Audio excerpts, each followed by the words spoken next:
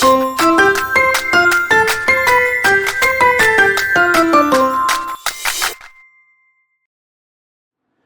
friends, welcome back to The Generous Pour, where budgeting feels soulful, savings feel spacious, and mocktails are always encouraged. I'm Lori, and today I'm walking you through my week number 4, April reset.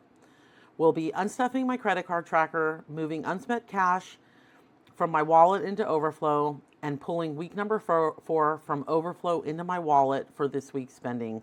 I want to remind you that we are, again, a bi-weekly paid family. And so what I do is on the paychecks that we get, I budget out for 2 weeks and I put week number 1 in my wallet and week number 2 into my overflow so that it doesn't get commingled. And so then week number 2 comes, it's not a new paycheck, but I'm moving the money from my overflow into my wallet for the new spending for the week. But first, let's set the tone with this week's moon and crystal energy. We're under a waning crescent moon in Aquarius, and this energy is all about release, reflection, and intentional rest. It's the end of the lunar cycle, time to tie up those loose ends, simplify your space and your wallet, and prep for a clean financial slate under next week's new moon. Our crystal this week is Lepidolite, the ultimate stone of calm, balance, and emotional clarity. If your budget has been feeling chaotic, Lepidolite is here to say, slow down, breathe, and reset. So I'm going to stick our crystal right here. I love to have it on my desk next to where I am cash stuffing or doing any sort of financial planning. It's just like a nice little reminder off on the side. So let's kick things off with the credit card unstuffing. If you're new here, I use my credit card, but only swipe if the money is already in my wallet. Every swipe gets tracked. Let me grab my wallet, and I'll pull out my envelope for the week. Put this off to the side. Actually, I'll pull that out in a second. We'll do my my budget sheet. So what I do is anytime I use my credit card, I have this inside my wallet and I track the date, which category or envelope I am spending from, and how much it was, so that I know that when I go into my wallet, this money right here is already spent, and so that I'm not double dipping or using money that I've already used and getting into sort of credit card trouble. So every swipe gets tracked, and so now it's time to move that cash from my envelopes into my back to the bank so that I can pay off these swipes. So let me grab my binder, and what I usually do is I put it on an expense tracking sheet at the end of the week, which I did not do this week. So we are just going to be working strictly off of my this budget sheet. After I'm done taking this amount off, I will put this back in so that I can reuse it in my wallet. It's just sort of a tracker for myself, keeps me knowing what is spent and what isn't. So I'm going to actually put my expense tracking notepad off to the side, and we will go through. And what I like to do is, as I'm going through the categories, I highlight what I'm actually moving from my cash envelopes into my back to the bank. And I like to do this every week, and not waiting till the end of the month, because that's when you start to get into trouble. Like last week, we spent a lot in dining out, and so this week I'm going to pull back, learn from last week, and not use our dining out as much. But we had kids home for spring break, and so we just did a lot of dining out, and so it helps me sort of reflect in a smaller amount of time than waiting a month and going, ugh, and then being over budget and overblown. So I'm going to put this right here. We're going to open up my envelopes. And so I have a back to the bank envelope, which is right here. So what I'll do is all the money that comes from here and goes into this thing at either tonight or tomorrow, I will actually take this back to the bank, deposit it, and then pay my credit cards. So let's get into it. So Dining out is going to be one of our first categories, and that has 1, 2, 3, 4.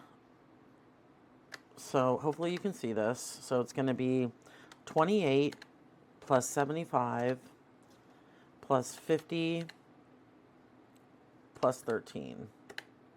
So it looks like I need to unstuff $166 from dining out. So I have 150, 65, 66. And then we still have $100 left. And I should have money still left in here because I haven't transferred my money in for week number 4. So now we have, going back to the bank, and let me grab my cash tray. I'll just put this right here for now. So we have 150, 65, 66. So that's 166. So we'll put this here.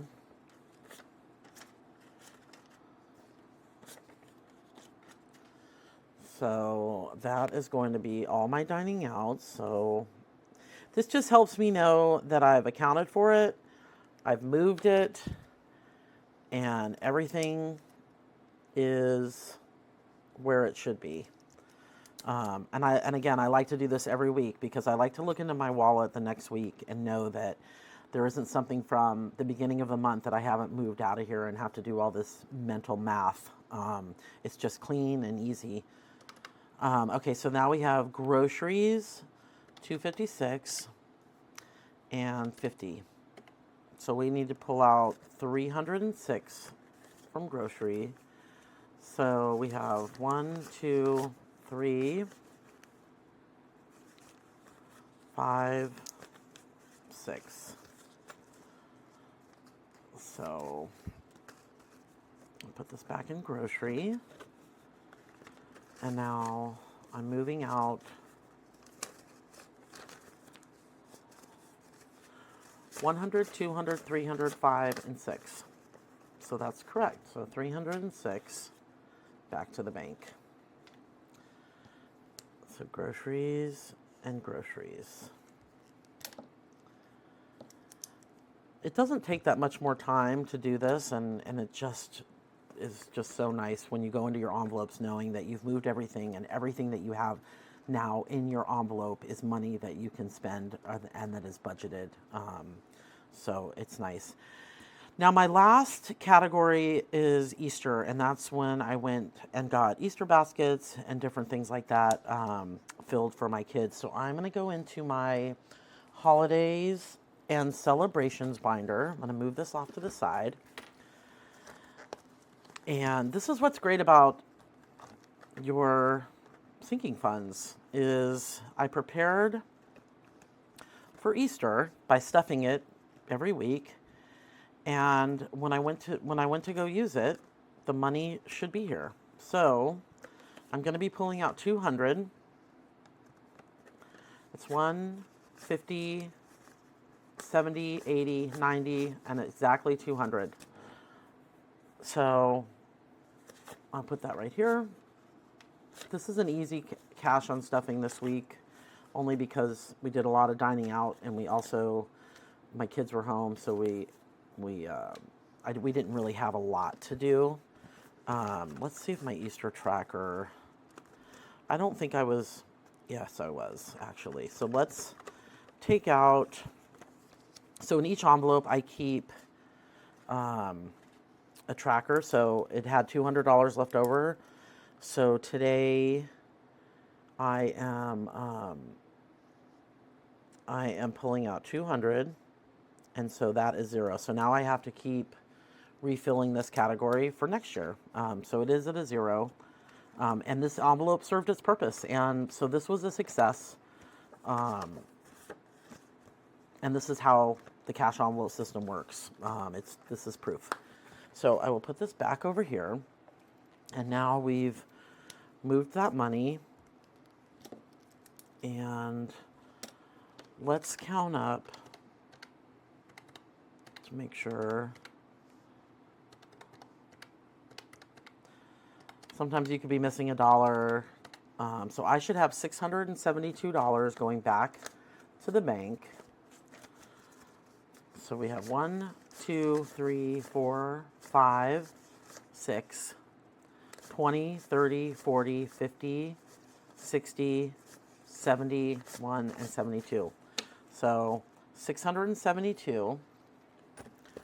And I will do that later today or tomorrow. And I put it, let's put this like this. I put it in my bank deposit envelope so that I know that it's money that needs to go back and not money that needs to be spent. So now I will put this tracker back in my wallet. I just keep it tucked in the back, and it's convenient and easy and makes things simple. If you are out to dinner and you don't have time to put your tracker together, just tuck your receipt in or something that you have, and when you get home, just transfer it to your tracker so that you don't forget. Okay, so now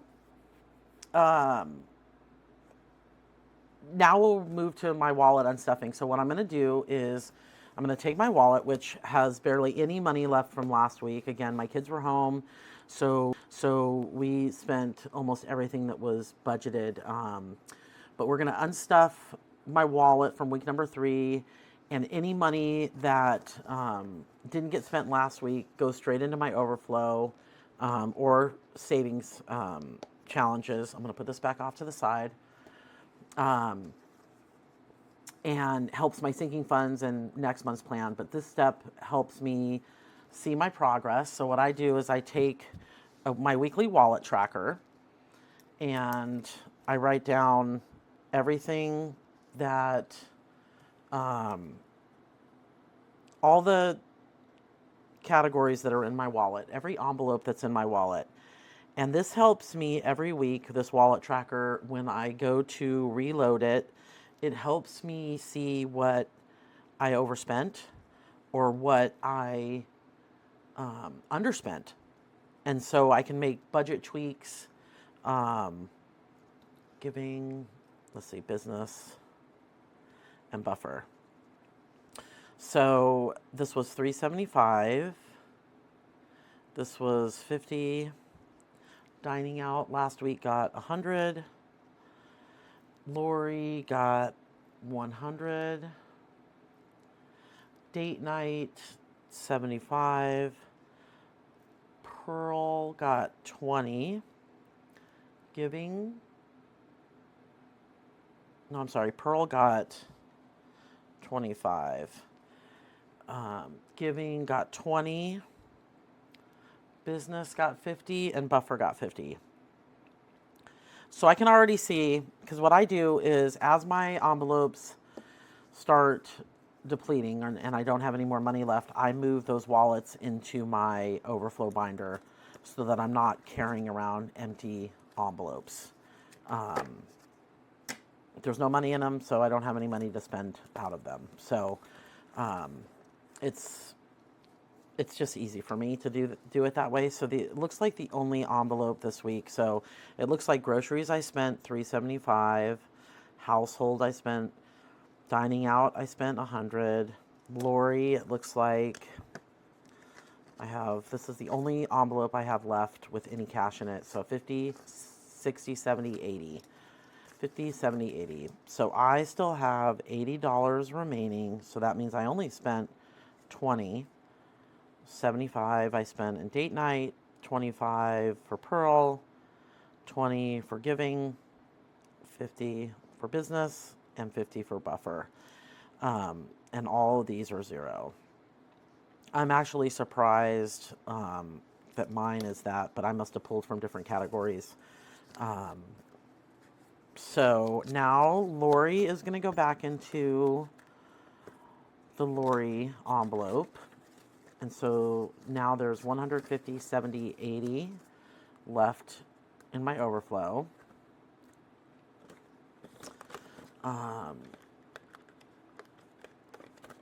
And so I'm going to do that. And now I'm going to put these in order of stuffing. Because we're going to restuff week number 4. Where is groceries? Let's see here. Groceries. There it is. So groceries, household, dining out, Lori, date night. It all gets popped in here at different times, so that's why they're all sort of out of order. Pearl, giving. This was kindness. Kindness is giving. Business and buffer. And actually, I keep my Costco envelope in here. So when I go to Costco, I just pull it out since I don't go there every single day. So out of last week's budget, I spent everything except for $80. So that was a pretty successful, budget, in my opinion.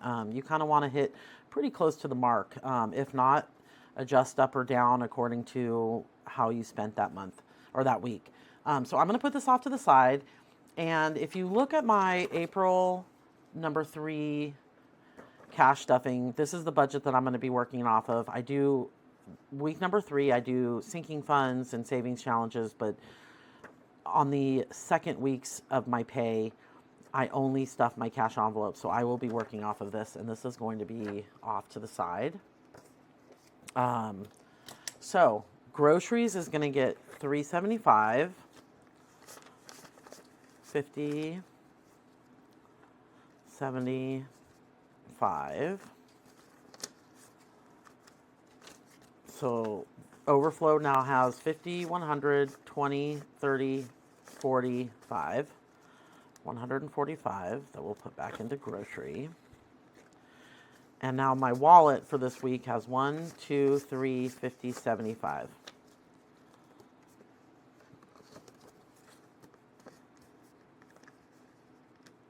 And so I'm going to put that right there. Household is getting 50, and household has 50. So I'm going to put that in here. I like the restuffing days where you restuff your wallet so that you're just fresh and everything's good. Dining out is going to get 100, and we're using all of that, so that doesn't have any overflow. So dining out is going to get 100.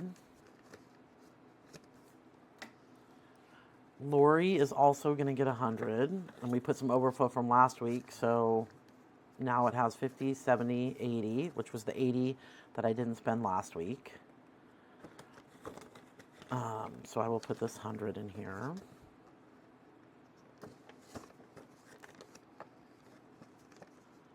I made these envelopes a little bit smaller so that they could fit in my traditional wallet. It's just easier for me to do it like that. But they are a little bit tighter than the regular binder envelopes. So date night is going to get 75, so 50, 75. So now date night has 50, 75 still in overflow. What's nice is it's sort of a little buffer for your categories. That's why I love this overflow binder. It's one of my favorite binders. 50, 75. So date night has $75 for the week. And again, I don't stuff the both of the weeks because it keeps me from spending too far ahead and gives each week sort of a clear boundary. This is what you have for this week. This is what you have for next week.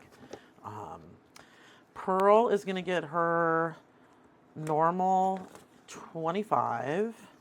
Her food is $25. I think next paycheck I'm going to up this a little bit for toys and different things that come up with her. So I'm going to put that in there. So that's 25. Giving is going to get 10, which is kindness, giving and kindness. This is for tips, different things that I have not budgeted for, but I want to give to during the week. Business is going to get 50, and so business in its overflow has 50, 55, 60. I've slowed down a little bit on the buying of things that I need. I bought a little laminator and then I bought a big laminator and I returned the big laminator. I don't know if anyone else has had that problem, but it felt like the small little laminator did a better job than the big one did, which was surprising to me.